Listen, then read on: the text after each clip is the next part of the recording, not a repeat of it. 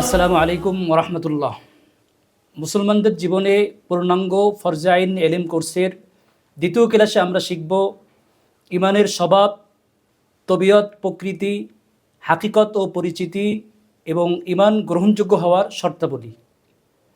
আল্লাহ তাআলা সূরা নাহলের ৯৭ নং আয়াতে বলেছেন, মান আমিলা সালিহাম মিন যাকারিন আও উনসা ওয়া হুয়া মুমিন ফালানুহইয়ান্নাহু হায়াতান তাইয়্যিবা ওয়ালা নাজজিয়ান্নাহুম আজরাহুম বিআহসানি মা কানু ইয়ামালুন। যে নারী পুরুষ মুমিন থাকা অবস্থায় নেক কাজ করল, আমি তাকে উৎকৃষ্ট এবং উত্তম জীবন দান করব এবং তাদের উৎকৃষ্ট আমলের বিনিময়ে আমি তাদেরকে উত্তম প্রতিদান দান করব। আল্লাহ তাআলার পক্ষ থেকে উৎকৃষ্ট জীবন এবং উত্তম প্রতিদান পেতে হলে প্রথম যে কাজ করতে হবে সেটি হলো ইমানকে ঠিক করতে হবে। যে কোনো আমল, যে কোনো ইবাদত, যে কোনো কাজ আল্লাহ তাআলার কাছে গ্রহণযোগ্য হওয়ার ১ নম্বর এবং প্রথম শর্ত হলো ইমান ঠিক থাকতে হবে। ইমান ঠিক তো সব ঠিক, ইমান ঠিক নেই তো কিছুই নেই, শুধু ব্যর্থতা আর ব্যর্থতা। একজন মানুষকে যেভাবে তার স্বভাব, তবিয়ত, প্রকৃতি দেখে চেনা যায়, জানা যায়, বোঝা যায়, ঠিক তেমনই একজন মুমিনের, একজন মুসলমানের জীবনের সর্বপ্রথম এবং সবচেয়ে গুরুত্বপূর্ণ বিষয়, পালনীয় বিষয়, ইমানকে এর স্বভাব, প্রকৃতি দেখে চেনার চেষ্টা করব, বোঝার চেষ্টা করব, শেখার চেষ্টা করব ইনশাআল্লাহ। ইমান আরবি শব্দ, এর মূল ধাতু আমনুন, এর অর্থ শান্তি, আস্থা, নিরাপত্তা, বিশ্বস্ততা। ইমান মানে শান্তি দেওয়া, ইমান মানে আস্থা রাখা, ইমান মানে বিশ্বাস করা, ইমান মানে মিথ্যুক প্রতিপন্ন না করা, সত্য বলে বিশ্বাস করা। বাস্তব এবং চিরসত্য কথা হলো ইমানের মধ্যেই রয়েছে দুনিয়া আখিরাতের শান্তি। ইমান আছে তো সব আছে, ইমান নেই তো দুনিয়াতেও শান্তি নেই, পরকালে তো চিরজাহান্নাম আছেই। ইমানের মধ্যে নবী সাল্লাল্লাহু আলাইহি ওয়াসাল্লাম এবং সাহাবায়ে কেরামের যুগে তাদের সময়ে যেভাবে শান্তি ছিল, বর্তমানেও শান্তি আছে এবং ভবিষ্যতেও শান্তি থাকবে। ইসলাম শব্দটি সালমুন থেকে এসেছে, এর অর্থ শান্তি, আরেক অর্থ আত্মসমর্পণ করা। নিজেকে ইসলামের বিধিবিধানের সামনে আত্মসমর্পণ করে দেওয়ার নাম ইসলাম। ইসলামের সকল বিধিবিধান শান্তির জন্য, নিরাপত্তার জন্য, মুক্তির জন্য, সফলতার জন্য। ইমানের হাকিকত এবং পরিভাষার বিবেচনায় ইমান হলো আল্লাহর অস্তিত্ব এবং নবুয়তের সত্যতায় বিশ্বাস করে রাসূলুল্লাহ সাল্লাল্লাহু আলাইহি ওয়াসাল্লাম থেকে যা কিছু সন্দেহ ছাড়া প্রমাণিত তার সবগুলোকে আল্লাহ এবং তার রাসূলের উপর আস্থার ভিত্তিতে বিশ্বাস করা, মেনে নেওয়া এবং মৌখিকভাবে সাক্ষ্য প্রদান করা। পাশাপাশি সব ধরনের কুফর, শিরিক কার্যকলাপ থেকে নিজেকে মুক্ত ঘোষণা করা এবং ইমানের দাবি অনুযায়ী আমল করা। সম্মানিত দর্শক শ্রোতা, রাসূলুল্লাহ সাল্লাল্লাহু আলাইহি ওয়াসাল্লাম যা কিছু নিয়ে এসেছেন তার সব কিছু বিশ্বাস করতে হবে। রাসূলুল্লাহ সাল্লাল্লাহু আলাইহি ওয়াসাল্লাম কোরআনের মাধ্যমে, হাদিসের মাধ্যমে যা কিছু উপস্থাপন করেছেন তা বিশ্বাস করতে হবে। রাসূলুল্লাহ সাল্লাল্লাহু আলাইহি ওয়াসাল্লাম আল্লাহর প্রতি বিশ্বাস, তার নবুয়ত লাভ, পরকালের প্রতি বিশ্বাস নিয়ে এসেছেন, এগুলো বিশ্বাস করতে হবে। রাসূলুল্লাহ সাল্লাল্লাহু আলাইহি ওয়াসাল্লাম ইবাদত, নামাজ, রোজা, হজ, যাকাত নিয়ে এসেছেন, এগুলো বিশ্বাস করতে হবে। রাসূলুল্লাহ সাল্লাল্লাহু আলাইহি ওয়াসাল্লাম মুআমালাত, লেনদেন এবং এগুলোর বিধিবিধান নিয়ে এসেছেন, এগুলো বিশ্বাস করতে হবে। রাসূলুল্লাহ সাল্লাল্লাহু আলাইহি ওয়াসাল্লাম মুআশারাত, পরিবার নীতি, পরিবারের সদস্যদের কি হক রয়েছে, কার উপর কি হক রয়েছে, এগুলো নিয়ে এসেছেন, এগুলো বিশ্বাস করতে হবে। রাসূলুল্লাহ সাল্লাল্লাহু আলাইহি ওয়াসাল্লাম আখলাক, মানুষের সাথে কীরকম আচরণ করতে হবে, কোনটা ভালো আচরণ, কোনটি খারাপ আচরণ, ভালো আচরণের কি ফায়দা, খারাপ আচরণের কি ক্ষতি, এগুলো দেখিয়েছেন, এগুলো বিশ্বাস করতে হবে। আল্লাহ তাআলা সুদ হারাম করেছেন, ঘুষ নেওয়া হারাম করেছেন, এগুলো বিশ্বাস করতে হবে। এক কথায় ওহীর মাধ্যমে যত কিছু প্রমাণিত তা সব কিছু বিশ্বাস করতে হবে। পর্দার বিভিন্ন স্তর আছে, ওয়াজিব স্তর আছে, মুস্তাহাব স্তর আছে। তো কেউ পর্দার এই ফরজ বিধান অস্বীকার করলো, কোনো ফরজ বিধান অস্বীকার করা, তা নিয়ে ঠাট্টা বিদ্রুপ করা, টিটকারি করা বেঈমানির জঘন্যতম স্তর। আমি শয়তানের ধোঁকার কারণে কোনো ফরজ বিধান পালন করতে পারলাম না, কিন্তু এটি যে ফরজ তা বিশ্বাস করছি। আল্লাহ তাআলা তওবার ভিত্তিতে হয়তোবা মাফ করে দিবেন। কিন্তু কোনো ফরজ বিধান অস্বীকার করলে, একটি ফরজ বিধান যদি অস্বীকার করা হয়, তাহলে অন্য অন্য ইবাদতগুলো করলেও ওই অস্বীকার করার কারণে তার ইমানের মধ্যে চূড়ান্ত পর্যায়ের খারাপই আসবে। তাহলে বোঝা যায় আমাদের সমাজে কতভাবে, কত কথার মাধ্যমে, কত কাজের মাধ্যমে ইমান বিধ্বংসী কথা এবং কাজ চালু আছে। আল্লাহ আমাদেরকে ইমান বুঝে, ইমানকে শিখে সেই অনুযায়ী আমল করার তৌফিক দান করুন।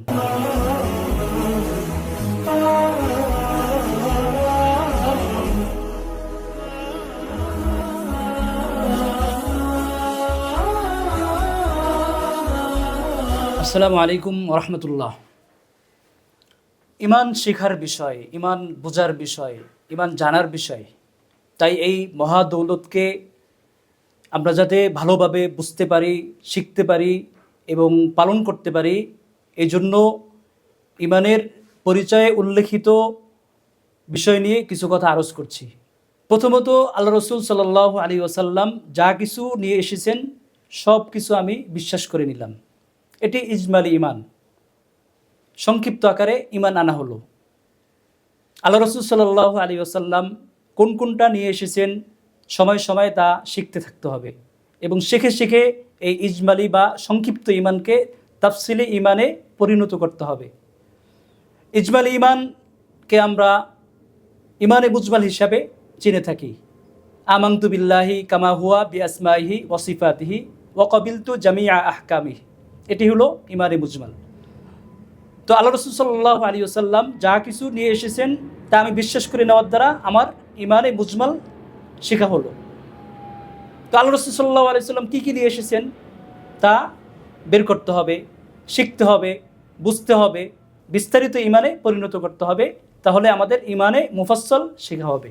দ্বিতীয়ত, ইমান আনতে হবে আল্লাহ এবং তার রসুলের উপর আস্থার ভিত্তিতে। তাদের মেনে নেওয়াটা হতে হবে আস্থার ভিত্তিতে। পঞ্চ ইন্দ্র তথা নাক, কান, চোখ, জিহ্বা, চামড়া এগুলো দ্বারা অনুভব করা যায় বিধায় আমি মেনে নিলাম, বিশ্বাস করলাম, ইমান আনলাম। পঞ্চ ইন্দ্র দ্বারা অনুভব করতে না পারলে সেটা বিশ্বাস করলাম না, এটা ইমান না। এই মেনে নেওয়ার নাম ইমান না। ইমান হলো পঞ্চ ইন্দ্র দ্বারা অনুভব করা যাক বা না যাক, ইমান আনার বিষয় হলে তা বিশ্বাস করতে হবে। এমনইভাবে যৌক্তিক বিষয় হলে আমি বিশ্বাস করব, যৌক্তিক না হলে আমি বিশ্বাস করব না, এটাও ইমান না। আবার যুক্তিতে ধরুক অথবা না ধরুক, ইমান আনার বিষয় হলে সেটাই বিশ্বাস করতে হবে। আল্লাহ এবং তার রসুলের উপর আস্থা রেখে সেটাই আমার বিশ্বাস করে নিতে হবে। এই আস্থার নামেই ইমান। এমনইভাবে কিছু নাস্তিক আল্লাহ তাআলাকে বিশ্বাস করে না। এর কারণ কি? সে দেখতে পায় না, এজন্য আল্লাহকে বিশ্বাস করে না। অথচ হাজারো বিষয় এরকম আছে যে সে না দেখে বিশ্বাস করছে, গ্রহণযোগ্য সংবাদের মাধ্যমে সে বিশ্বাস করে নিচ্ছে। আল্লাহ রসুল সাল্লাল্লাহু আলাইহি ওয়াসাল্লাম থেকে নির্ভরযোগ্য আর কে আছে? আসলে এই ধরনের নাস্তিকদের ইমানের গায়েবের প্রতি বিশ্বাস নেই, ইমান আনার প্রতি কোনো আগ্রহ নেই। একটি উদাহরণ দিচ্ছি। সুদ একটি কবিরা গুনাহ। এটি জাতীয় অর্থনীতির জন্য ক্ষতিকর। সম্পদের যে অবাধ প্রবাহ তা ব্যাহত হয়, ধনী আরও ধনী হয়, গরিব আরও গরিব হয়। সমাজের কিছু মানুষের কাছে পুরা মানব গোষ্ঠী জিম্মি হয়ে যায়। এই সমস্ত সমস্যার কারণে কেউ সুদকে খারাপ বলল। আল্লাহ রসুল এই ব্যাপারে কি বলেছে তা তার যায় আসে না। তো তার এই খারাপ বলা, এটিকে খারাপ বলা, এটা ইমান না, এটার নাম ইমান না, এটার নাম বিশ্বাস না। সে এখানে তার বন্ধটা বুঝে আসছে, এই জন্য সে বলছে। আল্লাহ এবং তার রসুলের উপর আস্থা রেখে তাদের হুকুম হিসাবে সে এটা মেনে নেয়নি। এজন্য এই মেনে নেওয়া সুদ খারাপ হিসাবে কেউ যদি বিশ্বাস করে তাহলে এই বিশ্বাসের নামও ইমান হবে না। তৃতীয়ত, বিশ্বাস করার নাম ইমান, মজবুত বিশ্বাস, দৃঢ় বিশ্বাস। এখানে সন্দেহ, সংশয়, দোদুল্যমনতা কিছুই থাকতে পারবে না। সন্দেহ সংশয় হলে তা দূর করে নিতে হবে। আল্লাহ তাআলা সূরা হুজরাতের 15 নং আয়াতে বলেছেন, ইন্নামাল মুমিনুনা আল্লাযীনা আমানু বিল্লাহি ওয়া রাসূলি থুম্মা লাম ইয়ারতাবু ওয়া জাহাদু বিআমওয়ালিহিম ওয়া আনফুসিহিম ফি সাবিলিল্লাহ উলাইকা হুমুস সাদিকুন। মুমিন তারাই যারা আল্লাহ এবং তার রসুলকে বিশ্বাস করে নিয়েছে, মজবুতভাবে বিশ্বাস করে নিয়েছে, অতঃপর আল্লাহ এবং তার রসুলের কোনো কথা, কোনো কাজ, কোনো বিধানের উপর সন্দেহ পোষণ করে নাই, সংশয় সৃষ্টি করে নেই, এবং জানমাল দিয়ে আল্লাহর রাস্তায় জিহাদ করেছে, তারাই সত্যবাদী। এমনইভাবে আল্লাহ তাআলা কাফেরদের ব্যাপারে সূরা তওবার ৪৫ নং আয়াতে বলেছেন, ফাহুম ফি রাইবিহিম ইয়াতারাদ্দাদুন, তারা তাদের সন্দেহ সংশয়ের মধ্যে ঘুরপাক খায়। এই সন্দেহ, এই সংশয়, এটি কুফরি। এই ধরনের সন্দেহ সংশয় এর ইমানের মধ্যে কোনো সুযোগ নেই। তাই ইমান হলো দৃঢ় বিশ্বাস, মজবুত বিশ্বাসের নাম। এখানে কোনো ধরনের সন্দেহ সংশয়ের অবকাশ নেই। এজন্যই ইমানের সংজ্ঞায় বলা হয়েছে মেনে নেওয়া। শুধুমাত্র বিশ্বাস করলাম, মেনে নিলাম না, এটা হবে না। বিশ্বাস করার পাশাপাশি আল্লাহ এবং তার রসুলের উপর আস্থার ভিত্তিতে তাদেরকে মেনে নিতে হবে। তাহলেই বলা হবে আমি মুমিন, আমি দিনদার। আমরা ইমানে মুজমালে পড়ে থাকি আমানতু বিল্লাহি কামা হুয়া বিআসমাইহি ওয়া সিফাতিহি ওয়া ক্বাবিলতু জামিআ আহকামিহি। আমি আল্লাহ তাআলাকে তার যাবতীয় নাম এবং গুণাবলী সহকারে বিশ্বাস করলাম এবং তার যাবতীয় হুকুম মেনে নিলাম। তো আল্লাহ তাআলার যত গুণাবলী আছে, যত নাম আছে, সবগুলো বিশ্বাস করার পাশাপাশি তার পক্ষ থেকে যত বিধিবিধান আছে সেইগুলো মেনে নিতে হবে। তার মানে বিশ্বাস করতে হবে, পাশাপাশি আস্থার ভিত্তিতে মেনে নিতে হবে। তাহলেই বলা হবে কি আমি পরিপূর্ণভাবে ঈমান এনেছি, ঈমান পরিপূর্ণ হয়েছে। নবীজির প্রিয় চাচা আবু তালেব, আমরা সবাই তাকে চিনি। আল্লাহ রসুল সাল্লাল্লাহু আলাইহি ওয়াসাল্লামের সত্যতা তার সামনে একেবারে স্পষ্ট ছিল এবং আল্লাহ রসুলকে সত্য হিসাবে জানতেন, কিন্তু তিনি কাফের। যদিও তার শাস্তি অন্যান্য কাফেরের তুলনায় হালকা হবে। আল্লাহ রসুল সাল্লাল্লাহু আলাইহি ওয়াসাল্লামকে তিনি বিশ্বাস করেছেন, কিন্তু মেনে নিতে পারেননি, মেনে নেননি। নবুয়ত, আল্লাহ রসুলের নবুয়ত তিনি মেনে নেননি। এই হিসাবে বিশ্বাস করেছেন, কিন্তু মেনে না নেওয়ার কারণে তিনি কাফের থেকে গেছেন। তার মানে বিশ্বাস করার পাশাপাশি মেনে নিতে হবে। আল্লাহ তাআলা সূরা নিসার ৬৫ নং আয়াতে বলেছেন, ফালা ওয়ারাব্বিকা লা ইউমিনুনা হাত্তা ইউহাক্কিমুকা ফীমা শাজারা বাইনাহুম সুম্মা লা ইয়াজিদু ফি আনফুসিহিম হারাজাম মিম্মা কাযাইতা ওয়া ইউসাল্লিমু তাসলিমা। আল্লাহর শপথ, তারা কখনোই মুমিন হতে পারবে না যতক্ষণ পর্যন্ত নিজেদের মাঝে পরস্পরে বিবাদমান বিষয় আপনাকে বিচারক না মানতে পারবে, অথবা আপনি যেই ফয়সালা করবেন সেই ফয়সালার ব্যাপারে কোনো ধরনের কুণ্ঠাবোধ না করে নতশিরে মেনে না নেওয়া পর্যন্ত তারা মুমিন হতে পারবে না। এখানে আল্লাহ তাআলা বলেছেন যে শুধু আল্লাহ রসুল সাল্লাল্লাহু আলাইহি ওয়াসাল্লামকে বিশ্বাস করলেই হবে না, বরঞ্চ নিজেদের মাঝে বিবাদমান যে ঘটনা ঘটে তার ব্যাপারে আল্লাহ রসুল যেই ফয়সালা দিয়েছেন তা কোনো ধরনের সন্দেহ সংশয় না করে নতশিরে মেনে নিলেই তখন আমি মুমিন হব, এর আগে আমরা মুমিন হতে পারবো না। চতুর্থত, ঈমান গ্রহণযোগ্য হওয়ার জন্য একটি শর্ত হলো মৌখিক সাক্ষ্য প্রদান করতে হবে। অর্থাৎ মৌখিকভাবে বলতে হবে আশহাদু আল্লা ইলাহা ইল্লাল্লাহু ওয়া আন্না মুহাম্মাদান রাসূলুল্লাহ। আমি সাক্ষ্য দিচ্ছি যে আল্লাহ ছাড়া কোনো মাবুদ নাই এবং মুহাম্মদ সাল্লাল্লাহু আলাইহি ওয়াসাল্লাম আল্লাহ তাআলার রসুল। মৌখিকভাবে এই সাক্ষ্য দিতে হবে। আল্লাহ তাআলা এবং আল্লাহ রসুল সাল্লাল্লাহু আলাইহি ওয়াসাল্লাম যা কিছু বলেছেন সবগুলোকে আমি সাক্ষ্য দিয়ে মেনে নিলাম। এই মৌখিক সাক্ষ্য দিয়ে মেনে নেওয়া, মৌখিক সাক্ষ্য দেওয়াটা ঈমানের জন্য শর্ত। মৌখিক সাক্ষ্য দিতে হবে। এখন এরকম হতে পারে কেউ ঈমান আনলো, পরিপূর্ণ বিশ্বাস স্থাপন করলো, তো শুধুমাত্র মৌখিকভাবে আশহাদু আল্লা ইলাহা ইল্লাল্লাহু ওয়া আন্না মুহাম্মাদান রাসূলুল্লাহ বলার পূর্বে সে মারা গেল, তাহলে সে আখিরাতের বিবেচনায় সে মুমিন হবে, আখিরাতের বিবেচনায় সে জান্নাতি হবে, যদিও তার মৌখিকভাবে সাক্ষ্যটা পাওয়া যায়নি। এটা তার ওজর, সময় পায়নি। সময় পেলে তিনি মৌখিকভাবেও সাক্ষ্য দিতেন। আল্লাহ তাআলা সূরা আলে ইমরানের ১৮ নং আয়াতে বলেছেন, শাহিদাল্লাহু আন্নাহু লা ইলাহা ইল্লাহু ওয়াল মালাইকাতু ওয়া উলুল ইলমি কাইমান বিল কিসত লা ইলাহা ইল্লা হুয়াল আজিজুল হাকিম। আল্লাহ তাআলা সাক্ষ্য দিচ্ছেন তিনি ছাড়া কোনো মাবুদ নেই। ফেরেশতা এবং জ্ঞানবান লোকেরাও ইনসাফের সাথে এই সাক্ষ্য দিচ্ছেন আল্লাহ ছাড়া কোনো মাবুদ নেই, তিনি পরাক্রমশালী এবং প্রজ্ঞাময়। সহিহ মুসলিমের ৮ নং হাদিসে ইসলাম এবং ইমানের পরিচয় দিতে গিয়ে আল্লাহ রসুল সাল্লাল্লাহু আলাইহি ওয়াসাল্লাম বলেছেন, আল ইসলামু আন তাশহাদা আল্লা ইলাহা ইল্লাল্লাহ ওয়া আন্না মুহাম্মাদুর রাসূলুল্লাহ। ইমান এবং ইসলাম হলো একতার সাক্ষ্য দেওয়া যে আল্লাহ ছাড়া কোনো মাবুদ নেই, রাসূলুল্লাহ সাল্লাল্লাহু আলাইহি ওয়াসাল্লাম তার রসুল। তো কোরআন হাদিসে ইমান আনতে গেলে যে মৌখিক সাক্ষ্য লাগবে, মৌখিক সাক্ষ্য দেওয়ার কথা কোরআন হাদিসে এসেছে। এই মৌখিক সাক্ষ্য ইমানের জন্য শর্ত। তাই মনে প্রাণে বিশ্বাস করে মৌখিকভাবে সাক্ষ্য দিলেই ইমান পরিপূর্ণ হবে, ইমান বিশুদ্ধ হবে। ইমানের সংজ্ঞায় বলা হয়েছে মনে প্রাণে বিশ্বাস করতে হবে। কেউ বলল যে আমি বিশ্বাস করলাম, কিন্তু অন্তরে সে কুফরি বিশ্বাস লালন করলো, অন্তরে সে বিশ্বাস করলো না, তাহলে তাকে পরিভাষায় বলা হবে মুনাফিক। তো মনে প্রাণে বিশ্বাস করতে হবে, শুধু মৌখিক বিশ্বাস না, মনে প্রাণে বিশ্বাস করতে হবে, আস্থার ভিত্তিতে বিশ্বাস করতে হবে। তাহলেই আমার ইমান বিশুদ্ধ হবে, আমার ইমান ঠিক হবে। যেরকম ইমান আনলে পরকালে নাজাত পাওয়া যাবে, মুক্তি পাওয়া যাবে। পঞ্চমত আরেকটি বিষয় হলো, ইমান বিশুদ্ধ হওয়ার জন্য শর্ত হলো সকল ধরনের কুফর শিরকের সাথে সম্পর্ক ছিন্ন করতে হবে, নিজেকে মুক্ত ঘোষণা করতে হবে। যুদ্ধংদেহী মনোভাবের কাফের না হলে এক রাষ্ট্রে তার সাথে সহাবস্থান হতে পারে। মুসলমান রাষ্ট্রে অমুসলিম থাকতে পারে, সে তার পরিবেশে তার ধর্ম পালন করবে, মুসলমান তার পরিবেশে তার ধর্ম পালন করবে, এই সহাবস্থান হতে পারে। তবে কুফুরকে সমর্থন করা, শিরিককে সমর্থন করা, কুফুরকে সম্মান করা, শিরিককে সম্মান করা, কুফুরের সাথে সংমিশ্রণ ঘটানো, এটা হবে না। বরঞ্চ কুফুরকে সবসময়, শিরিককে সবসময় ঘৃণা জারি রাখতে হবে। কুফুরের ব্যাপারে, শিরিকের ব্যাপারে সবসময় অন্তরে ঘৃণা জারি রাখতে হবে। এটার সাথে, কুফুর এবং শিরিকের সাথে সংমিশ্রণ চলবে না।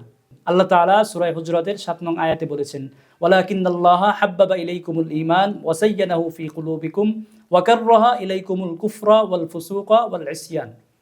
আল্লাহ তাআলা তোমাদের অন্তরে ঈমানকে প্রিয় এবং সুশোভিত করে দিয়েছেন, আর তোমাদের কাছে কুফর, পাপাচার এবং অবাধ্যতা অপছন্দনীয় করে দিয়েছেন।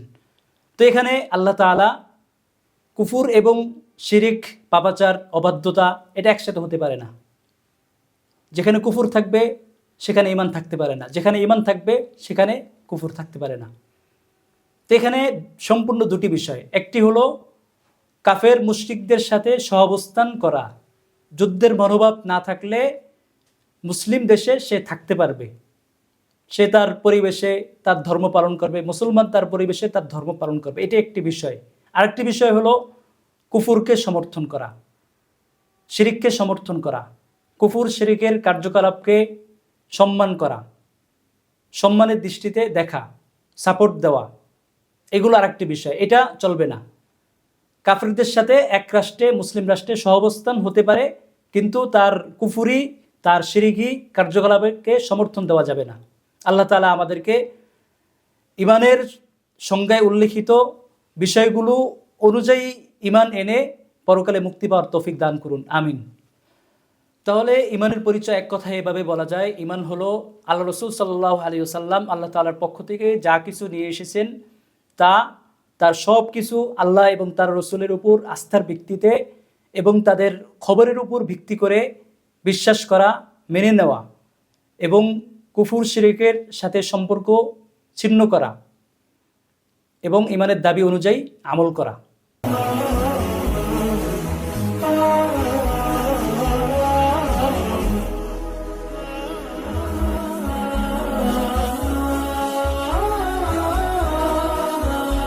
সম্মানিত দর্শক মণ্ডলী, ঈমান আনার পরে এবং কালিমায়ে শাহাদাত পাঠের পরে আমরা তো কেবল একটি প্রতিশ্রুতি দিলাম, শপথ বাক্য, প্রতিশ্রুতি বাক্য পাঠ করলাম। এই বাক্য পাঠের দ্বারা আমরা কি কি বিষয়ে প্রতিশ্রুতি দিলাম, কাকে কিসের উপর প্রতিশ্রুতি দিলাম, আমরা শপথ কিসের উপর নিলাম, এই ইমানের দাবিই বা কি, খোদ ইমান আনার দ্বারা আমাদের উপর কি কি বিষয় সাব্যস্ত হয়, এসব বিষয় বোঝা, জানা, শিখা আমাদের জন্য জরুরি। তাই ইমানের প্রথম এবং বড় দাবি হলো এলেম অর্জন করা। যে কোনো ধর্ম, দর্শন বা আদর্শ বেঁচে থাকে তার শিক্ষাধারা অব্যাহত রাখার মাধ্যমে, দাওয়াত প্রচারের মাধ্যমে, চর্চা এবং গবেষণার মাধ্যমে। চর্চা থাকবে তো ওই আদর্শ মতাদর্শ থাকবে, চর্চা থাকবে না তো মতাদর্শ আদর্শ থাকবে না, একসময় পৃথিবী থেকে বিলুপ্ত হয়ে যাবে, তার মধ্যে বিকৃতি সাধন হবে। আল্লাহ তাআলা দিন ইসলামের আদর্শকে কিয়ামত পর্যন্ত সমস্ত মানুষের জন্য দান করেছেন। এই আদর্শ কিয়ামত পর্যন্ত সমস্ত মানুষ ধারণ করবে, তাই এই আদর্শের শিক্ষাও কিয়ামত পর্যন্ত থাকবে।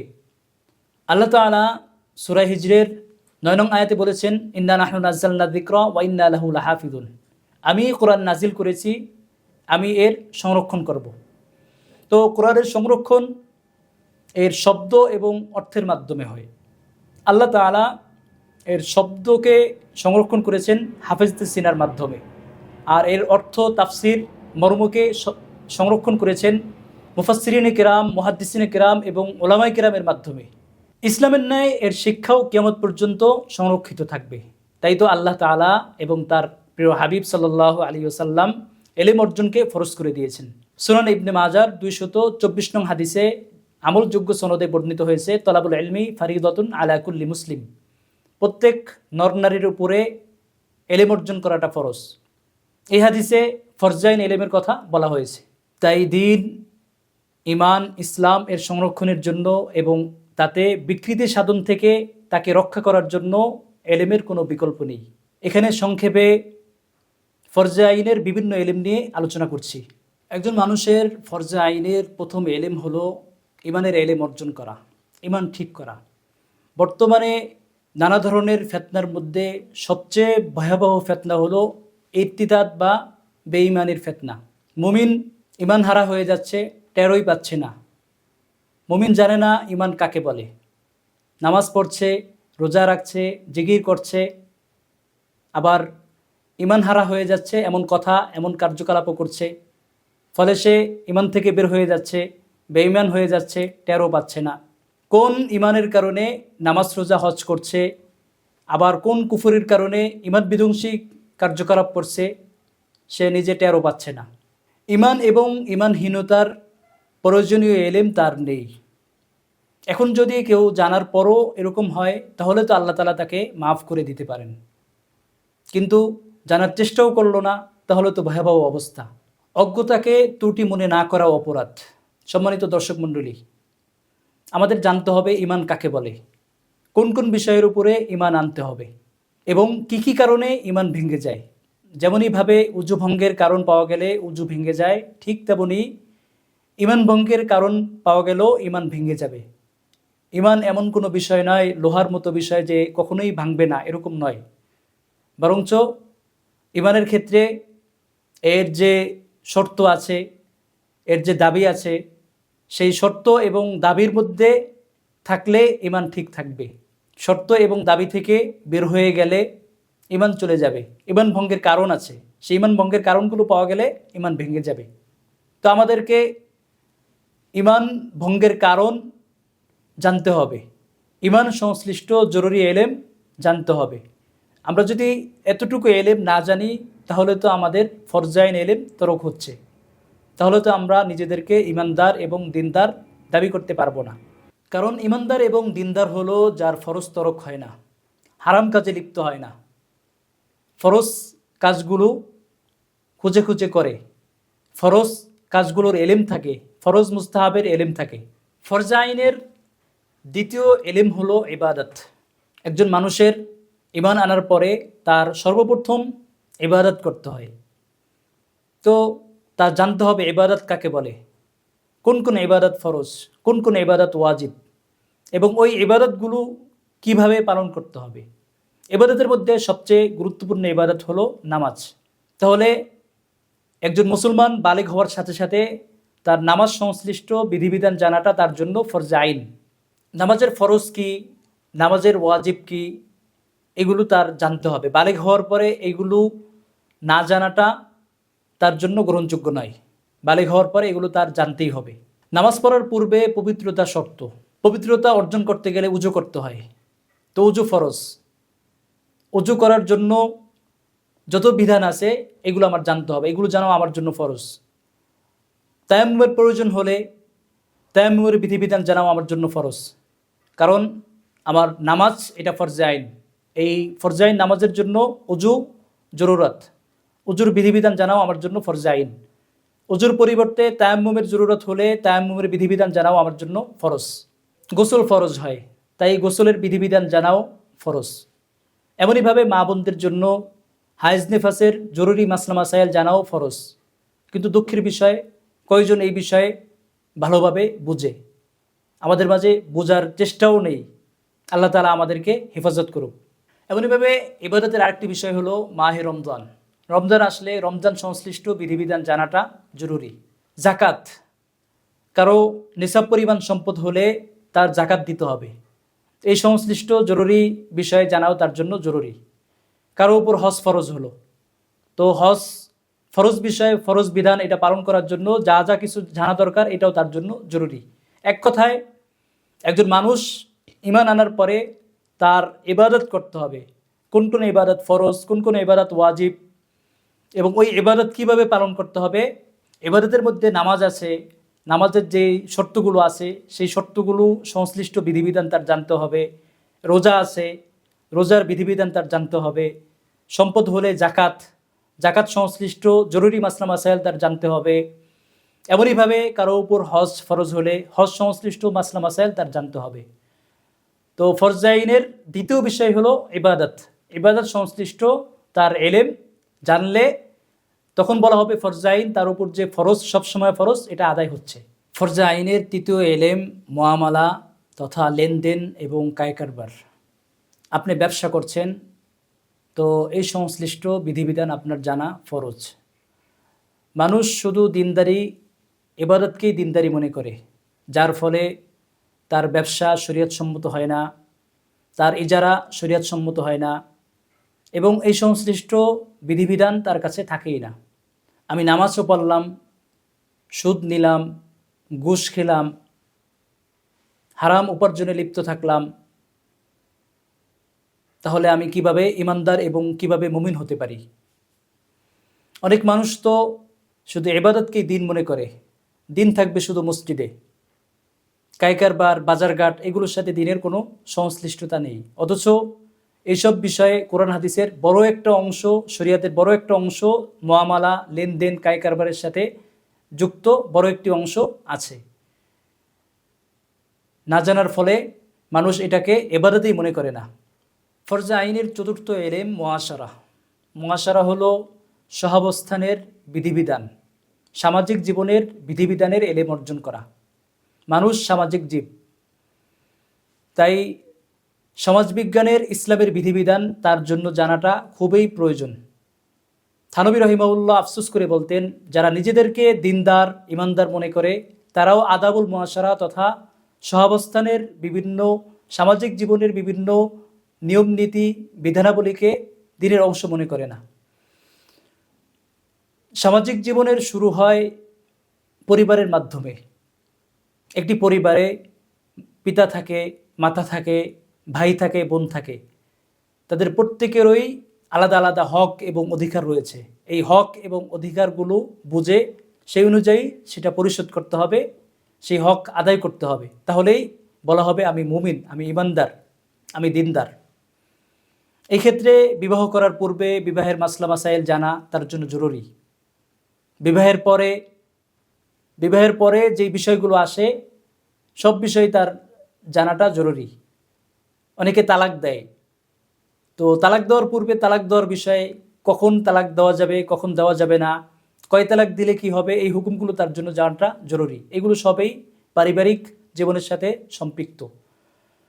তো ইসলাম যেভাবে ইবাদত, ইসলাম একইভাবে মুআমালা লেনদেন, ইসলাম একইভাবে মুআশারা তথা সহাবস্থান এবং পারিবারিক জীবনের বিভিন্ন বিষয়ে ইসলামে আছে, এটা ইসলামেরই বিষয়ের অন্তর্ভুক্ত। ফরজে আইনের পঞ্চম বিষয় হলো আখলাক তথা ইসলামের চারিত্রিক বিষয়ের এলেম, নৈতিক শিক্ষার এলেম, আত্মিক জগতের হুকুম আহকাম, নৈতিক শিক্ষা এবং সঠিক চিন্তা ফিকির বিনির্মাণের এলেম। মানুষের ভিতরে কিছু খারাপ গুণ আছে, সেই গুণগুলো আল্লাহ তাআলা তার ভিতরে দিয়েছেন তাকে পরীক্ষা করার জন্য। যেমন অহংকার করা, লোভ করা, অন্যের ক্ষতি কামনা করা ইত্যাদি।